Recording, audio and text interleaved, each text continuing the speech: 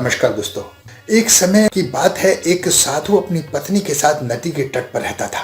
उन दोनों की कोई संतान नहीं थी, लेकिन उनकी इच्छा थी कि कम से कम एक संतान उनके घर में हो। एक दिन साधु जब तपस्या में लीन था, तब एक चील अपने पंजे में एक चूहिया दबाकर साधु के ऊपर गिरा गई। चूहिया गिरते ही एक लड़की बन गई। अब साधु ने लड़की को देखा और बहुत खुश हुआ और उसने ये निश्चय किया कि वो उस लड़की को घर लेकर जाएगा। साधु ने पत्नी को सारी बात विस्तार से बताई और उसकी पत्नी ने बोला, भगवान ने ये तुम्हें दी है, तुम इसके पिता हुए और मैं इसकी माँ हुई। हमारे कोई संतान भी नहीं थी, इसलिए इसे भगवान ने हमारे पास भेजा है। जल्दी ही वह लड़की एक सुंदर युवती बन गई।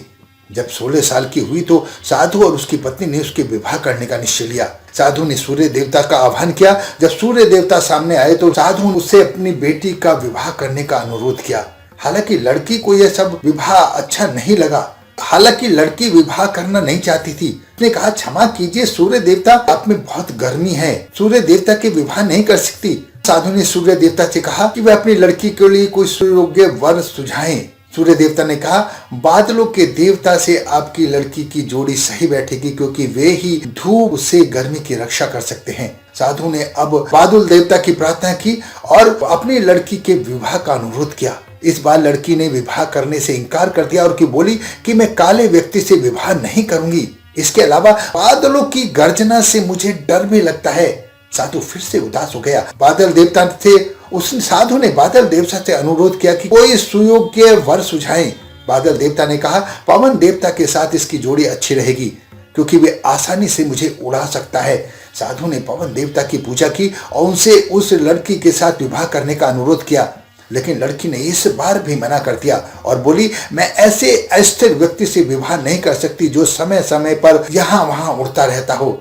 साधु बहुत दुखी हुआ और वह काफी परेशान हो गया। साधु ने पवन देवता से कोई और सुयोग्य वर सुझाने को कहा। पवन देवता ने जवाब दिया, पर्वतों के राजा बहुत मजबूत और स्थिर हैं और वह बहती हुई हवा को आसानी से रोक सकते हैं। आपकी लड़की की जोड़ी उसके साथ ठीक बैठेगी। जब साधु पर्वत राज के पास गया और अपनी लड़की का विवाह उनके साथ करने का अनुरोध किया, हालांकि इस बार भी लड़की ने इनकार कर दिया और कहा कि मैं ऐसे किसी व्यक्ति से विवाह नहीं कर सकती जो इतना कठोर और ठंडा हो। लड़की ने साधु को नर्म वर खोजने के लिए कहा। साधु ने पर्वतराज से सलाह मांगी और पर्वतराज ने जवाब दिया कि किसी चूहे के साथ अपनी लड़की की जोड़ी अच्छी रहेगी, क्योंकि वह नर्म भी है और आसानी से पर्वत के बिल में छिप सकता है। इस बार लड़की को वह पसंद आया। साधु बहुत हैरान हुआ। ये भाग्य के खेल की निराशा है। उस लड़की का विवाह चूहे के साथ हो गया। इस कहानी को कहने का लब्बो लुबाव यह है कि भाग्य में जो लिखा होता है वही होता है। साधु ने भगवान से प्रार्थना की, इसने चूहे को पसंद किया है, हे भगवान इस लड़की को चूहिया बना दो। तब भगवान ने उसकी प्रार्थना स्वीकार की और उस लड़की को चूहिया बना दिया। दोस्तों, भाग्य कभी नहीं बदलता है। भाग्य अगर अच्छा है तो आप हमेशा खुश रहेंगे। अपने भाग्य को हमेशा प्रणाम करते रहें और उसके सहारे अपने जीवन गुजारते रहें।